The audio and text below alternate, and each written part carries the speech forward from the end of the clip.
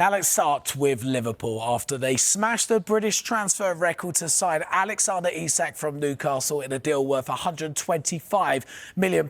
It concludes what's been a productive window for the champions, to say the least. And who better to speak about it than former Liverpool defender Jamie Carragher. He's coming. Good morning to you, Jamie. There you are. You look quite happy this morning. I'm kind of not surprised by that. Look, are you relieved? Are you that it just got resolved? And how excited are you to see Alexander Isak wearing that red of your beloved Liverpool? Yeah, I think it is exciting for Liverpool supporters. I think a lot has been made about how much Liverpool have spent, and rightly so, in this window, but it hasn't been the norm in the past. I think Liverpool supporters have been frustrated at different times, and it's felt like other teams were splashing the cash and, you know, breaking transfer records, and that's what Liverpool, I think, have done twice in this window. So yes, it is exciting to think that, you know, Liverpool are buying sort of ready-made world-class players rather than turning them into world-class players. So yeah, it's just interesting to see now how the manager fits everybody in. Yeah, it's going to be quite a good dilemma, I'm sure, for Arne Slot, one that he won't mind too much. Look, there's been questions about Isak's durability in the past. He did play quite a considerable amount last season, though. Is that something that perhaps there's a concern for Liverpool, especially considering the fee that they paid for the player? Yeah, I think so. I think it was his first season more than any at Newcastle, where he missed quite a few games that season. And listen, it's difficult for anybody to replicate what Liverpool had a few years ago, where they used to have, you know, Salah, Firmino, and Mane, and they played every game. You know, they never got injured. But hopefully, you know, when you look at the injury situation at Liverpool last season, that improved a lot under Arne Slot from what we'd seen before under Jurgen Klopp. So hopefully his way of doing things and going about things on the training pitch will help Isak in that situation, because when you pay that type of money, you want that player on the pitch 9 times out of 10. So, Jamie, you mentioned as well previously Arne Slot's got to figure out a way of fitting all his attacking players in. If you're Arne Slot, how do you fit them all in?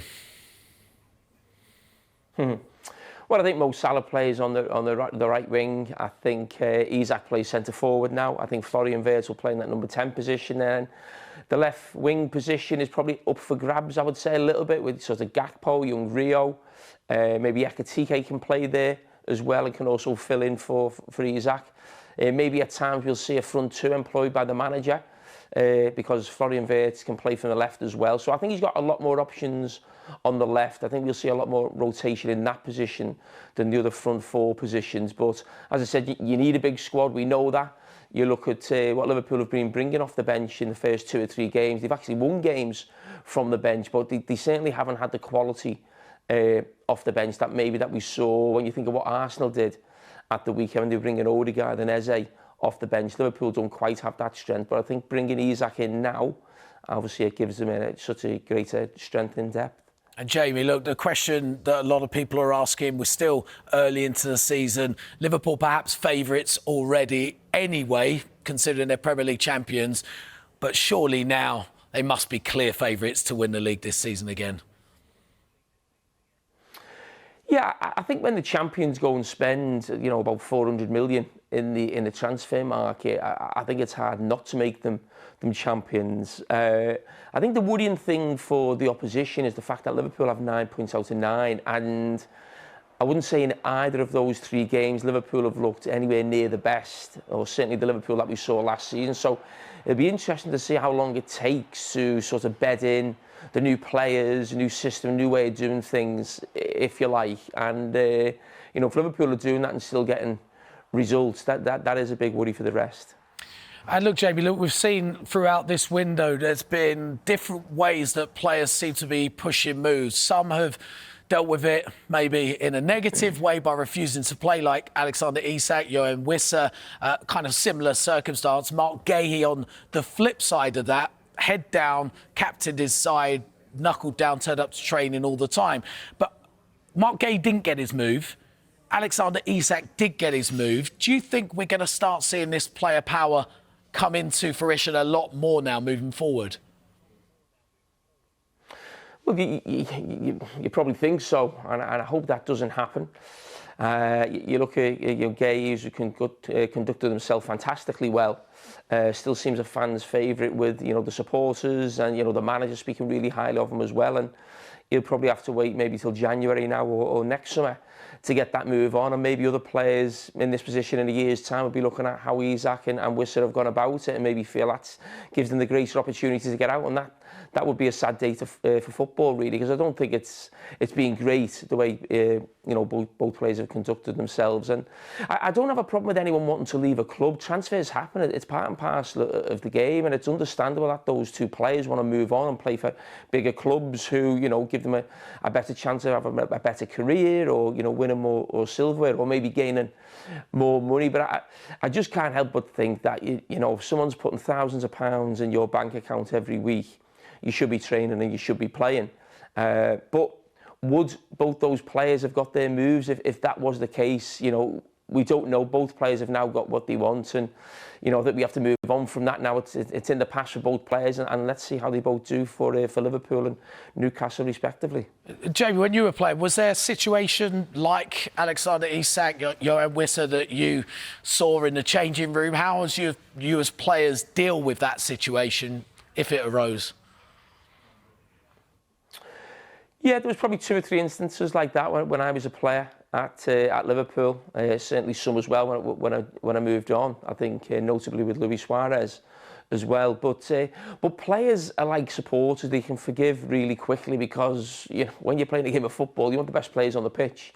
And if someone's giving you a greater chance of winning games, when winning trophies, you soon get over it. So I think if either of those players would have stayed at their clubs, Isak or Wissa or other players involved in transfers this summer, it can change very quickly in the eyes of the supporters, because as I said, as soon as Isak or Wissa would have started scoring goals, people are celebrating, people are hugging and kissing them, and it's all forgotten. Now let's go back and talk about Marc Guehi. Move didn't quite happen in the end.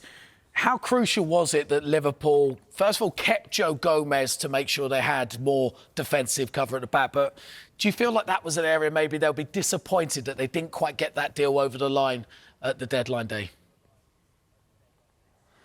Well, they'd be disappointed because they wanted the player. They didn't get him. But I think there was a lot of talk over the summer, or certainly the last couple of weeks, saying that Marc Guehi was actually more important than bringing Isak in, which I don't agree with that at all, actually. Liverpool only had one centre-forward, so they needed to buy a striker. That was, there was no doubt about that. Liverpool had to bring a striker in, whether it was Isak or not.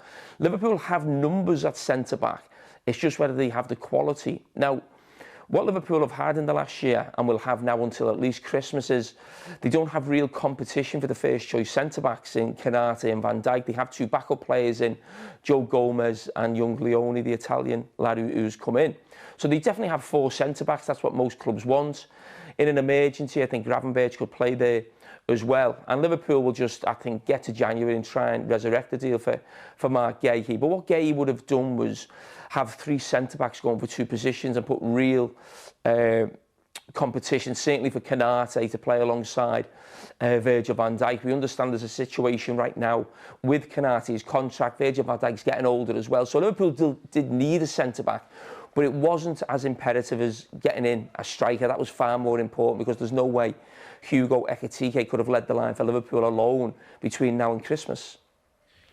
Look, we've talked a lot about incomings at Liverpool. Let's mention one outgoing. Harvey Elliott joining Aston Villa on loan with a view to make that permanent.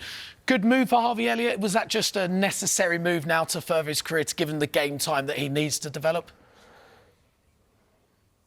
Yeah, I think it's a good move for everybody, really. When you think of what he did in the summer, rated or voted the best player in the under-21 tournament that England won.